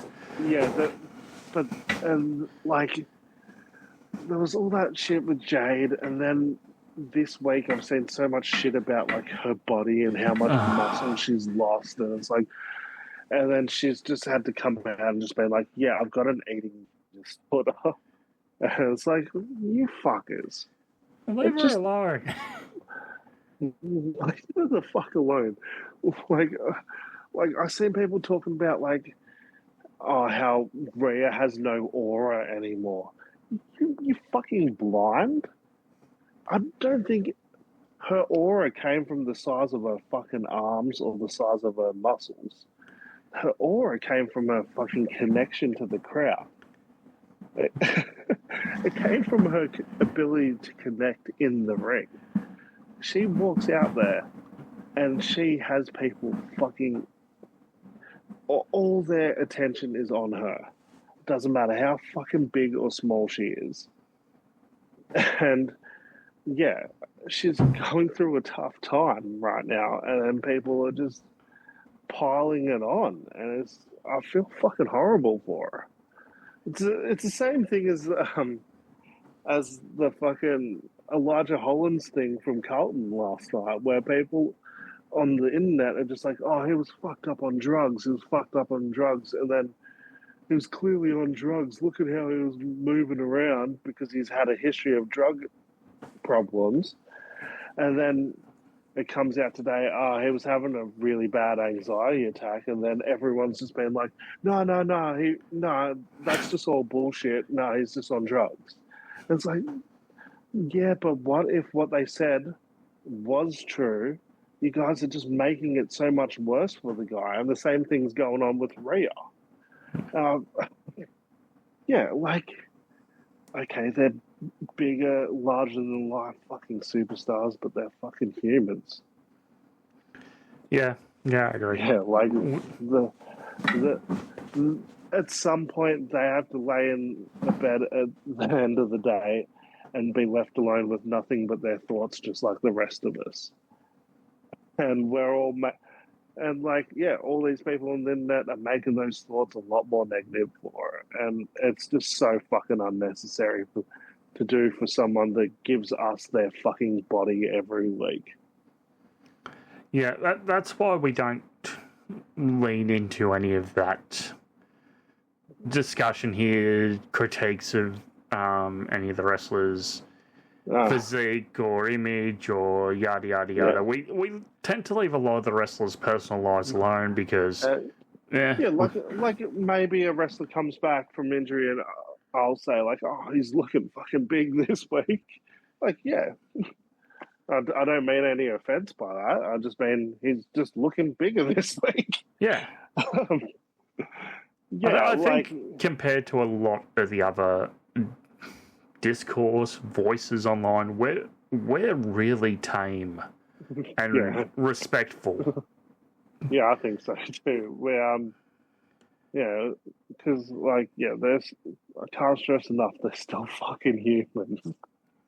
Yeah, they're still fucking humans with feelings, man. And Rhea's been going through fucking hell. Online. The stalking as well every time she's at a goddamn airport. Like, leave her alone. And it's her that cops it. I think that is like one of the drawbacks of her. And that is also another sign that she is the number one female star, right? That is the drawback from that. But like, something needs to be done there. Like, at some point, like, this company is fucking earning billions. Can we get fucking some more security in with her at the airport or what? Can we get security waiting for these wrestlers to shoo off these fans? Like, what's going on? Yeah. There's got to be strategies in place because, like, it'd be easy to just set up some fucking security at those places before the wrestlers get there, right? Yeah, hire someone to go and meet them once they're through baggage and just be like, no, go away. Yeah, and that is without me bringing up the suggestion of it's a fucking gajillion-dollar company and, like, some of your top stars like Cody flies private jets sometimes. Why the fuck isn't Rhea? She's your top woman's draw. Yeah. Yeah. I'd rather not suggest that because I think private jets are fucking stupid anyway.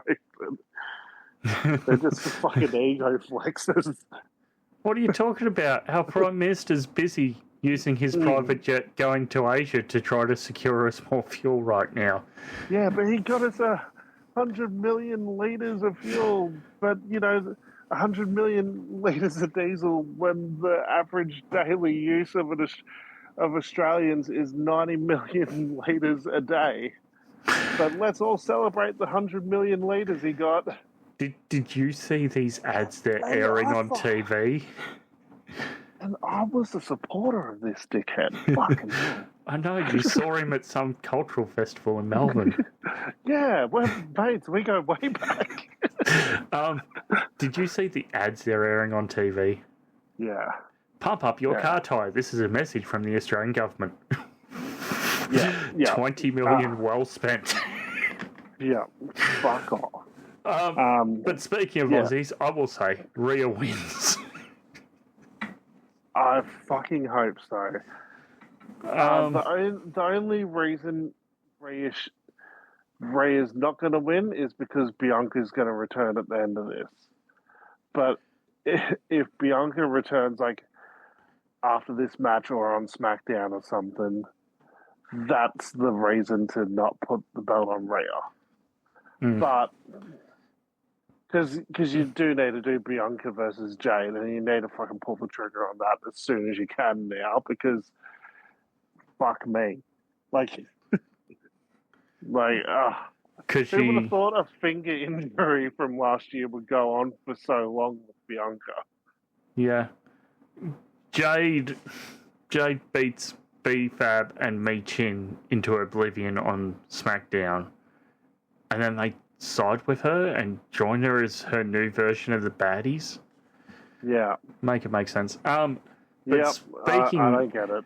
Of make it make sense, we have Dominic Mysterio versus the Demon. God, I hope he has sponsors on his face paint. I saw that too. I saw that on one of the groups. Why not keep this a secret until day of? You are not selling more tickets based on Finn Balor's going to be the Demon. Yeah, exactly. Exactly my fucking point. They think that they're going to sell more tickets and say there's the Demon ahead of time. Fuck off. No, it would have been a fucking awesome surprise, and then you could have had fucking Dominic having a fucking freak out in the ring, like, oh shit, what have I done? It would have been perfect. Yeah. It's like, oh, this was too easy. Let me mess this up. Yeah. Dom has to win this, right? Just double checking now. This is not for the AAA Championship, so yeah, Finn could win. Well, he kind of has to, because last time we saw the Demon, Edge fucking beat the shit out of him at WrestleMania. Oh, God, that was that Hell in the Cell where they had that stupid little perch, wasn't it? Yeah. He is still AAA Mega Champion. I'm just looking at that now. I would say not for too much longer, because he's going to lose it to Kaiser in a mask. Oh, yeah, they're doing a mask versus mask match at AAA soon. Yep, that'll be good. Oh, yeah, and old Alberto got arrested again. Yeah, keep him locked up. Fuck him. Like they said that they legitimately trying to say that it was attempted murder on his wife. So, yeah, fuck him. Go to hell. Agree. I mean, does Dominic win, though, because his gear incorporates his sponsor, which is Dude Wipes? I love the idea that, Dirty Dom, of all people, is the one that you're getting to endorse having, cleaning products for your balls. Dirty Dom. That is literally the worst person you could have had it for. Oh, man. Its name is dirty. It's weird in this era because almost everyone has a sponsor except for Brock. They pull out tables and it has Slim Jim on it. Well, that's what I'm referencing to, because they're no longer on Brock's shorts. Aren't they? No, he hasn't had his sponsor shorts for a little while now. Oh, man. The Jimmy John's. I was looking. I saw some YouTube video where they reviewed the Jimmy John's menu and it looked like the best sandwiches ever. Anyway, that's beside the point. Do you realise with the price of tickets means you will probably never ever go to WrestleMania? Oh, 100%. I understand that. I think, well, with the price of tickets, there's a good chance I'll never get to see wrestling outside of this country, ever. Where is it? Oh, here's the thing from WrestleNomics. So, when did we go? So, roughly here. Okay. So, 2018, guess the approximate average ticket cost. That was the year we went to Super Showdown in US dollars. So, guess the average cost of a single ticket. In US dollars? In US 50? For 2018. 50? Huh? 50? Little higher. It's just over $200. When adjusted for inflation, it sits around $300. Yeah, right. And then this year's tickets average cost $635 for the cheapest. Man. Fucking hell. Ringside. I can't remember how much I paid for tickets at Super Showdown. I think mine were around $500. Yeah, I don't think mine were cheap, but I don't remember. It was so long ago now. It's crazy. So, Row 2, this year's WrestleMania. Care to guess how much it was before all the Pat McAfee special QR code discounts, no CM Punk discount code? Why would you have a heel announce the fucking discounts either? It's so stupid. Because they don't know what they're doing. No, they clearly don't. I don't know, $500 at least, right? No, second row, ringside. This year. Second row. This year. Oh, shit. Right, okay, like $3,000? You're funny. $46,220 before taxes. Oh, for Mania, right. Yeah. Yeah, no, that makes sense. Yeah, I thought you said the Road to Mania. No. No, okay, Road to at Mania. Row to, right. Yeah. Fucking hell, 46,000. Shit. Yeah, I just sent that in the Discord chat. Also, was it Clash in Italy where you pay an extra $7,000 for your ticket and you get a pasta making class? Yeah, I've always wanted to do one of those pasta making classes. I don't know if I'd want to do a WWE. But I think for all the reasons you mentioned, Finn here gets the win. It's not for Dom's title. It's the Demon's return to WrestleMania. He should win. Yeah. The Demon needs some rehabbing. Okay, and then main event of night 2. CM Punk, the defending World Heavyweight Champion, against Roman Reigns, who once called this title the consolation prize because nobody could beat him. Oh, yeah. Bit of a stop-start build. Yeah, like it's had its moments, but also like, I mean, it's technically like 2 years in a row these two are main eventing the Mania against each other. Yeah, the lads at Down Under the Mat said, oh yeah, they had a match last year. I'm just going, what the fuck was Punk's match last year? And then it took me a moment. Oh yeah, the triple threat. Yeah. I completely forgot. Yeah. And it feels like they forgot too, the way they've been booking this thing. Yeah, 1 week Punk mentions Roman's dead father, and then that whole thing is completely dropped for the rest of this whole angle. Except for like the Usos being like, I want you to say sorry, but then like they sort of moved on from that after Punk said, no, I'm not going to. Yeah, after Punk lost Larry, they sort of dropped that. Yeah. You said Bron might be cleared to come back? Yeah, that's the rumor. Do you think that plays any part into this result? I don't think so. Not this one. I think it might play into Seth and Gunther, but I don't think it plays into this one.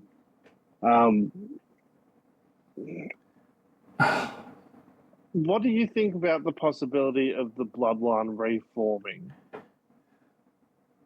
Uso tag champs. You got Sami as the US champ. Roman as world champ. I wouldn't hate it. Happen. I wouldn't hate it, and they do need something.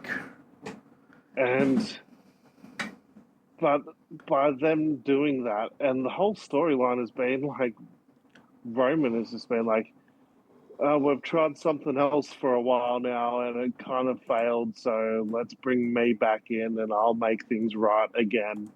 I'll get this company back on top again. And that's like what he's been saying. So then, if you get the Bloodline back together, it's kind of an admission of failure. Yeah. Yeah, but also, like, maybe you should just get the Bloodline back together.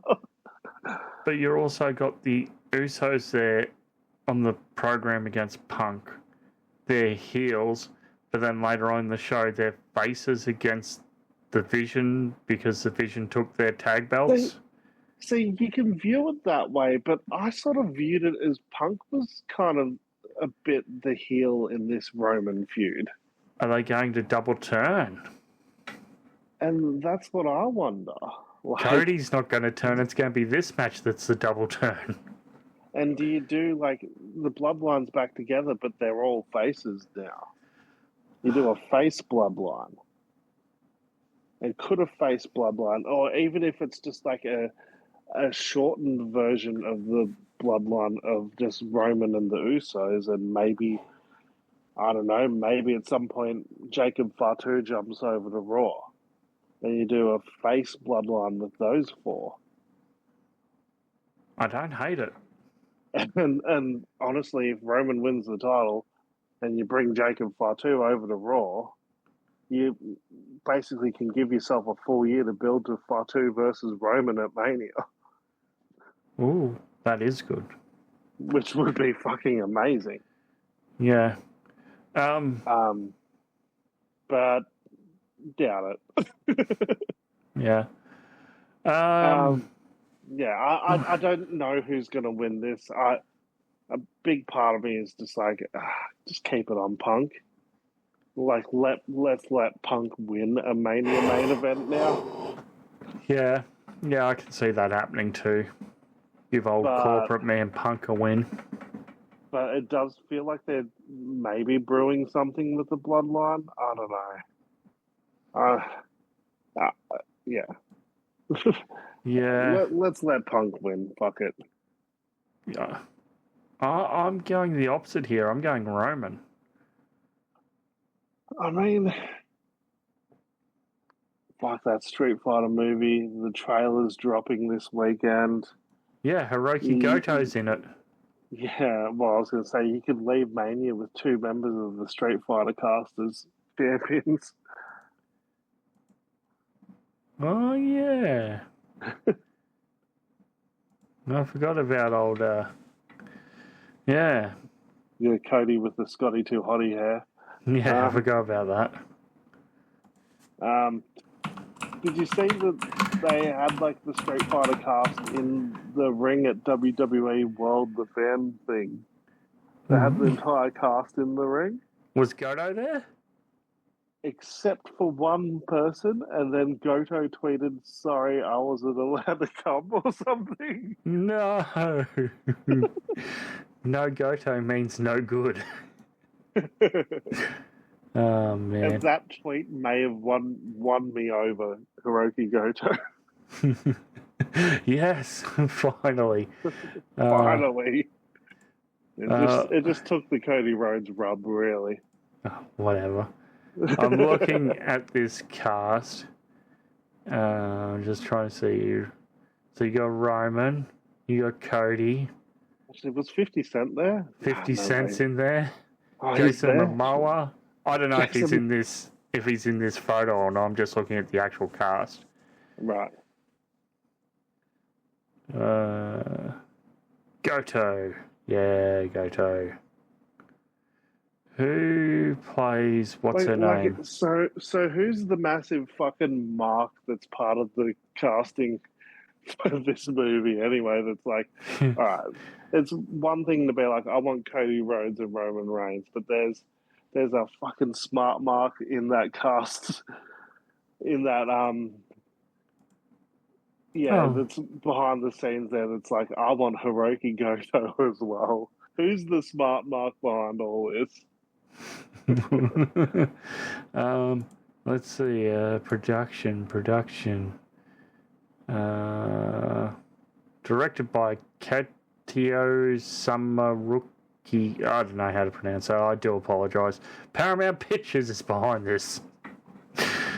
I just completely butchered someone's name. I am so sorry. Oh yeah, Goto wouldn't be allowed there because of the AEW connection. Yeah. Street Fight, WWE. Was it Access World? What do they call it now? World. Oh. They had a whole thing, and Cody Rhodes came out in full his full gimmick from the movie. Is that why he was dressed with the hair like that earlier at Pat McAfee's building? Yeah, I think so. Oh, you know they're going to do an action figure of Cody as that, don't you? Yeah, the weird thing is, like, I can go to my local Target now, and there is a WWE Street Fighter, action figures that you can buy. But it's like John Cena is Guile. Ultimate Warrior is Akuma. Bianca Belair's someone. There's Google really? search Google search the WWE Street Fighter action figures. Oh wow! They come in these cool arcade sort of packages too. Oh, they're $35 from Kmart. Rey Mysterio, Ultimate Warrior. Oh, this The Rock is the final boss. Yeah. That's pretty cool. Yeah, I think the Warrior one looks cool as hell. Oh, I got tempted a few times that I walked past it. They're going to do a Yokozuna one as the person who Hiroki Goto is playing in Wave 3. Yeah, that's going to be sick. Honda, Yokozuna. As a kid, when I... Wait, AEW has Street Fighter action figures too? Yeah, there was when the Young Bucks dressed up as Ken and Ryu, and Kenny Omega dressed up as Akuma. Yeah. Early days AEW. Oh wow, that figure's now $70. Yeah. I remember as a kid going to this pizza shop in Coro, right? Oh. This is such a shout out. To Ricky D's Pizza. Yes, Ricky D's. And they had a arcade video game machine of Street Fighter. And I remember seeing this character on it called Honda. And I was like, holy shit, that's Yokozuna. That's so cool. And I would just play that every time I went there. And I'd always pick Honda because that's Yokozuna. Hang on. Now they're actually making a Yokozuna Honda action figure. I will own that for sure. There, I just sent you the photo. Oh yeah. It's loading across the interwebs. You should have it. But fuck, that's cool. That's so fucking cool. Oh. Yeah. I need it. I need it already. Okay. I'll set it aside for your birthday then. I don't think there's anything else to do. You said you're not watching Mania Live. I won't be watching Mania Live because I have work. I'll probably watch Night 2 live. But yeah, I won't be watching it live. No, nor will I. I have work to do. I'll probably... What's tomorrow? Saturday. So I'll probably catch up on some indie stuff tomorrow. And then watch Mania when I get home from work Sunday. Watch the rest of it when I get home from work Monday, Tuesday. And then maybe catch up again next week. Yeah, well, I think, I think we'll definitely need to catch up next week to discuss whatever goes down Raw after Mania, all that sort of shit. We'll see if they actually do something this year. I feel like the last couple of years have been a bit of a disappointment. Yeah, it seems AEW's already beat them to the punch on that as well. Yeah. That is what that Dynamite felt like. Yeah, it felt like that for sure.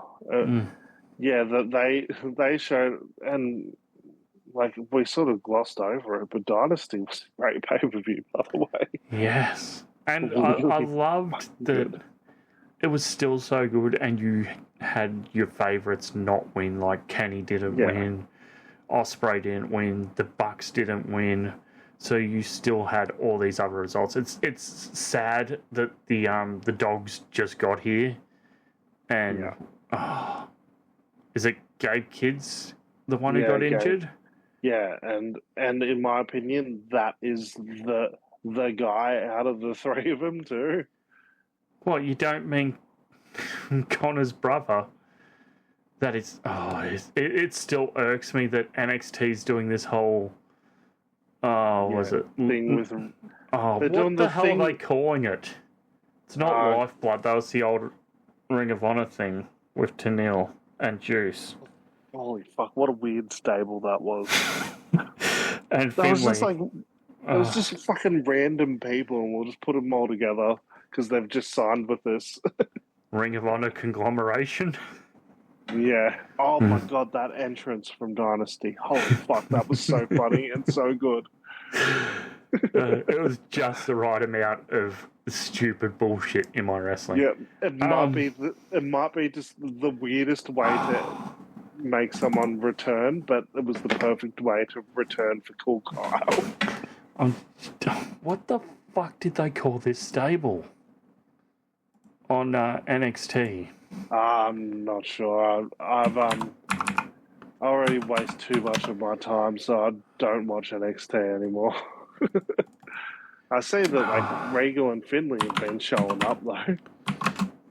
Well, they showed up at some point in the last couple of months. It's the one Lexus King's in. It's all because of ties to wrestling families. Yeah. Birthright, that's it. Birthright. No, it's not the worst name. But they're managed by Regal and Finley, and Finley's son's in this, and Regal's son's in this. Not that you'd know if you looked on paper. Yeah, it's just weird that you got all these people in this stable where they're like, yeah, I'm from this family, but their names are completely different. Yeah. So Uriah Connors is in this stable, and his father's managing it, and he's related to his brother in AEW. Not Clark Connors, David Finley. Yeah. Yeah, it's so weird that like David Finley's in the stable with someone with the last name Connors, and then his little brother becomes someone with the last name Connors. I never thought about that. Yeah. All right. I think that's about it for this one. Anything else, my man? I mean, enjoy Mania weekend. Like, yeah, it hasn't been the ideal build up, but like when Mania hits, it does.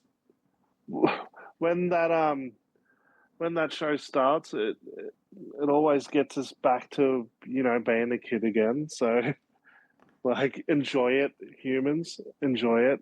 Don't overthink it too much, because there's going to be a lot of shit that you're going to be, a couple of days later being like, oh, that was fucking stupid, wasn't it? Yeah. Don't get too lost in it. Just enjoy the moment, enjoy WrestleMania, and enjoy Cody.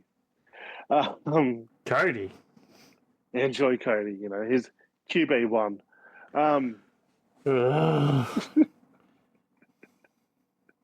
Maybe you can ring up Dwayne and go and get a spot in the UFL XFL division. Sometime a couple of weeks ago where I watched one of Cody's podcasts. It was the one with Cardona, and in the same sentence where he referred to himself as QB1, he also said, it's because I hit home runs. It's like, what? Do you even know what sport is? Do you even sport? QB1 hitting them out of the park. Like, what? What? I just got a grand slam and now I'm sinking baskets. But also, I think that is almost part of the Cody charm, is how fucking stupid and full of shit he is. And I think that's what I love about him, is that there's that certain undertone of, there's still a bit of that smart-ass dickhead Cody from BTE that's in there. But they need him to go all the way back to the Cody from the past. But anyway, enjoy WrestleMania, humans. I think I might watch a couple of my favorite Manias in the next few days, I reckon. Might go back and watch 17, 19. What else do you reckon I should watch? Oh, well, you've obviously got to go back and watch Hulk and Andre for the Immortal Moment induction. I mean, it is deserving. It is literally probably... If you were to picture, the phrase immortal moment, you're probably immediately going to think of, Hogan with Andre above his head, to be honest. So when they did the first induction last year, Brett and Stone Cold was number 2 on their own countdown. Do you remember what number 1 was? No. Okay. Was it Taker and Shawn? I think it was Taker and Shawn. It might have been, yeah. Yeah.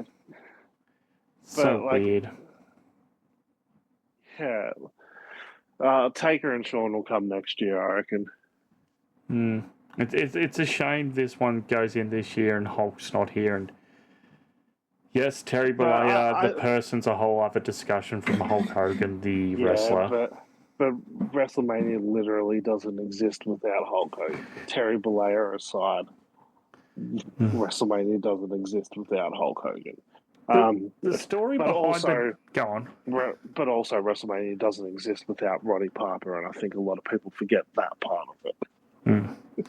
Do you realise the name Hogan was he took because it sounded Irish? But anytime I hear Hogan, I think American. Yeah, because I think of Hulk Hogan and the old TV show Hogan's Heroes.